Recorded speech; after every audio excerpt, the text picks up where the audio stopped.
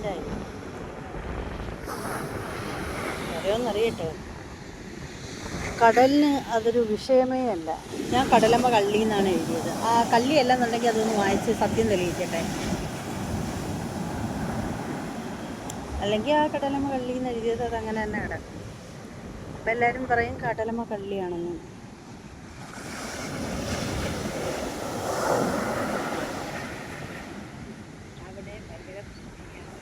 ആ ഭാഗമല്ലേ ഇവിടെ കയറി വരത്തില്ല.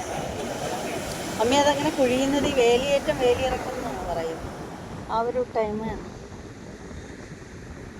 വേലിയിറക്ക സമയം. ഇങ്ങനെ കുഴിഞ്ഞു കിടക്കും. വേലിയേറ്റ സമയം ഇന്ന് കയറി വരും. അതിന് ഇത്ര സമയമൊക്കെ ഉണ്ട്. ഇത്ര സമയം വന്നിട്ട് ഇത്ര സമയം വരെ എന്നൊക്കെയുള്ള ഇല്ല. അടിപൊളി അടിപൊളി അടിപൊളി. ആ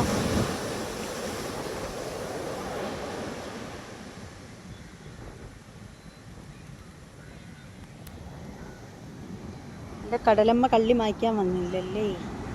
വന്നില്ല. അല്ലല്ലോ അല്ലല്ലേ?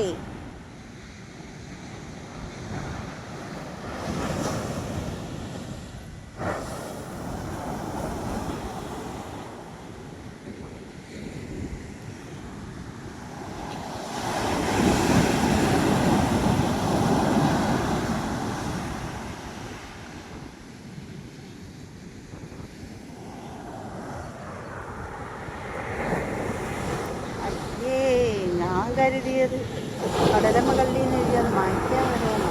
മായ്ക്കാനും വന്നില്ല. ജോജിയും വന്നില്ല, തീ വന്നില്ല എന്ന് പറയുന്നതാണ്.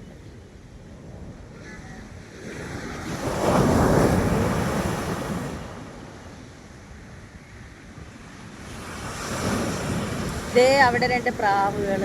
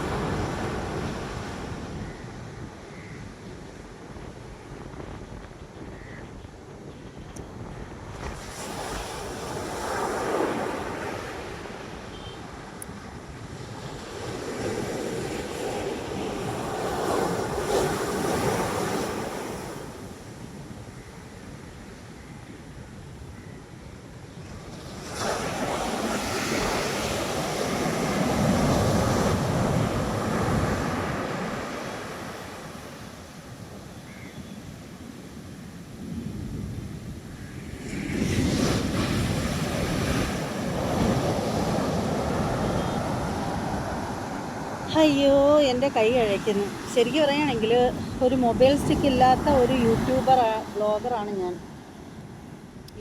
വ്ളോഗറോ തലയിൽ വെയിലടിച്ചപ്പോഴത്തേക്ക് വട്ടായെന്ന് തോന്നുന്നു. എന്താണ് പറയുന്നതെന്ന് പോലും ഒരു ബോധമില്ല. നിങ്ങൾക്ക് അത്രയും മനോഹരമായിട്ടുള്ള കാഴ്ച കാണിച്ചു തരാൻ പറ്റുന്നുണ്ടല്ലോ.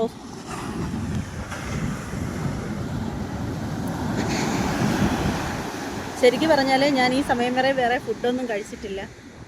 രാവിലെ വീട്ടിൽ നിന്ന് 2 ഉണക്ക അപ്പവും കടലയും കഴിച്ചതാണ്. പിന്നൊന്നും കഴിച്ചിട്ടില്ല.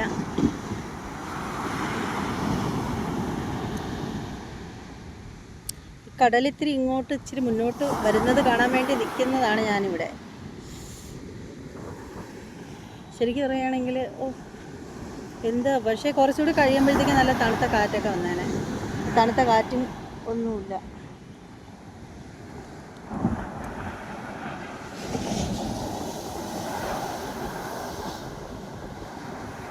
പണ്ട് തൊട്ടേ കടലിൻ്റെ കൂടെ ഭയങ്കര ഇഷ്ടമാണ് എനിക്ക്. കടലിനെ എത്ര കണ്ടാലും നമുക്ക് മതിയാവോ? എനിക്ക് മതിയാവില്ല. കടപ്പുറത്ത് വന്നാൽ തിരിച്ച് പോകാൻ തോന്നില്ല.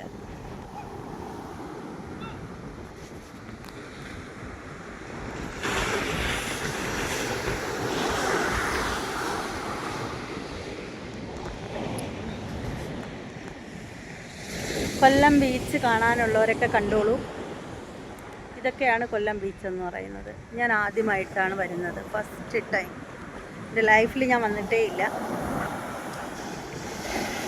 ഞാൻ തിരുവനന്തപുരം ബീച്ചിൽ പോയിട്ടുണ്ട്, വർക്കല ബീച്ചിൽ പോയിട്ടുണ്ട്. തിരുവനന്തപുരം ബീച്ചിൽ ഇപ്പോഴൊന്നും അല്ല പോയിട്ടുള്ളത്. ഏത് കാലത്താണെന്തോ പണ്ടാങ്ങണ്ടാ പോയിട്ടുള്ളത്.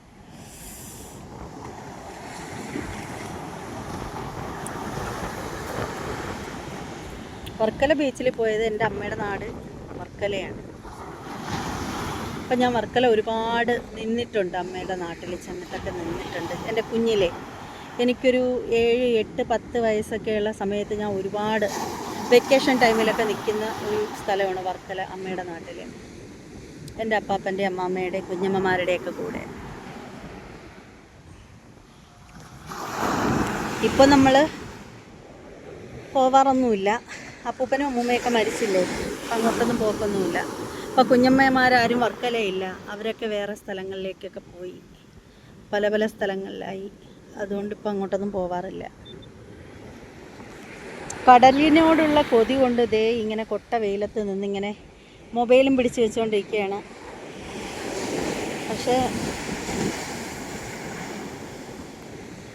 ഈ വെള്ളം ഇച്ചിരി ഒന്ന് കാലിൻ്റെ അടുത്തോട്ട് വരുമെന്നുള്ള കൊതി കൊണ്ടാണ് നിൽക്കുന്നത്. വരൂലെന്ന് തോന്നുന്നു. ഒരു കൊതി, കാലിൽ ഇച്ചിരി ഈ വെള്ളം ഒന്ന് തട്ടണമെന്നുള്ള. ഇവിടെ ഇങ്ങനെ കയറൊക്കെ കെട്ടി വെച്ചിട്ടുണ്ട്. ഭയങ്കര കടൽക്ഷോഭമാണ്. അതുകൊണ്ട് ഈ ഭാഗത്തോട്ട് ചെന്നാൽ ലൈഫ് ഗാർഡ് എന്നെ കാലേ തൂക്കിയെടുത്ത് തറയിലടിക്കും. എന്നാൽ കടലിൽ ഇച്ചിരി എൻ്റെ അടുത്തോട്ട് വരാമല്ലോ, അത് കേൾക്കുന്നുമില്ല. എന്താ ചെയ്യുക? അമ്മമാരൊക്കെ മക്കളോട് സ്നേഹമില്ലാണ്ടായ എന്താ ചെയ്യുക?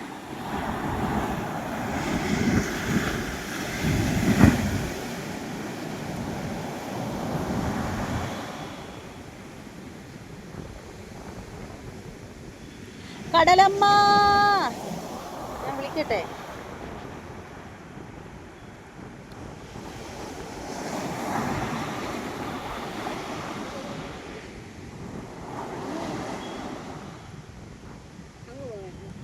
ഓ, ഇവിടെ ഭയങ്കര ചൂടാണെങ്കിലും പക്ഷെ അവിടെ കുറച്ചുകൂടെ ശോഭിച്ച് നിൽക്കും ആ ഭാഗത്തോട്ട്.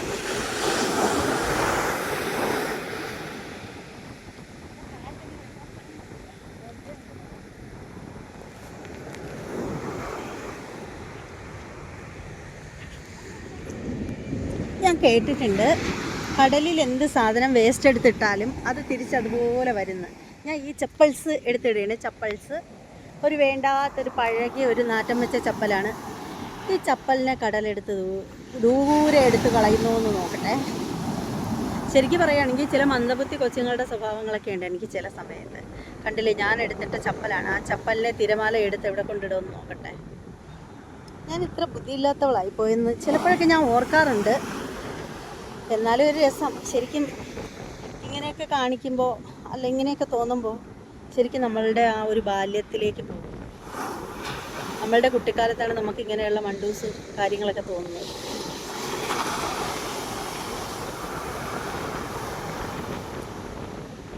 സത്യത്തിൽ കുഞ്ഞുങ്ങളടുത്തില്ലാത്തതിൻ്റെ നല്ല വിഷമമുണ്ട്. കാരണം മക്കൾക്ക് ഭയങ്കര ഇഷ്ടമാണിത്, ഇങ്ങനെ ബീച്ചിൽ വരുന്നതൊക്കെ. ശരിക്കും മക്കൾ കൂടെ ഇല്ലാത്തതിൻ്റെ ഒരു വിഷമമുണ്ട്. പ്രത്യേകിച്ച് എൻ്റെ മോള്, അവൾക്ക് ഭയങ്കര ഇഷ്ടമാണ് ബീച്ചിൽ വരാനായിട്ട്. ശരിക്കും ഈ ഒരു സമയം എങ്ങനെ, ഇത്രയും സമയം വരെ ഇത്രയും മണിക്കൂറുകൾ എങ്ങനെ ചിലവഴിക്കുമെന്ന് തോന്നിയപ്പോഴത്തേക്കാണ് ഈ ഒരു ബുദ്ധി വന്നത്. ഞാൻ ഹോസ്പിറ്റലിൽ വന്നതായിരുന്നു. ഹോസ്പിറ്റലിൽ ഒരു ഡോക്ടറെ കാണാനായിട്ട്, പ്രൈവറ്റായിട്ട്. ഡോക്ടർ ഹോസ്പിറ്റലിൽ വരുമ്പോഴത്തേക്ക്, കൺസൾട്ടിങ്ങിന് വരുമ്പോഴത്തേക്ക് ഒരു 5:30 മണി കഴിയും ഡോക്ടറുടെ വീട്ടിൽ. അപ്പോൾ ആ ഒരു ടൈമിലാണ് സമയം ഒന്ന് കടന്ന് പോകാൻ വേണ്ടിയിട്ട് വന്ന വരവാണ്. പൊട്ട വെയിലാണ്. വീട്ടിൽ ചെല്ലുമ്പോൾ ഇനി വീഡിയോ ചെയ്യാൻ പറ്റുമെന്നൊന്നും അറിയില്ല എൻ്റെ അവസ്ഥ. കാരണം അത്രയ്ക്ക് നല്ല ചൂട് തലയിൽ തട്ടുന്നുണ്ട്. ആ ചെരുപ്പ് എടുത്തുകൊണ്ട് പോയില്ലല്ലോ, എന്ത് പറ്റി? ചെരുപ്പൊന്നും വേണ്ട ഇപ്പം. ഇനി ഞാൻ കുറച്ച് സമയം എൻ്റെ മൊബൈൽ ഒന്ന് ഓഫാക്കി വെക്കുകയാണ് ഗൈസ്. കാരണം എന്താണെന്ന് വെച്ചാൽ പഴുത്ത് പൊട്ടാറായി വെയിലടിച്ച്.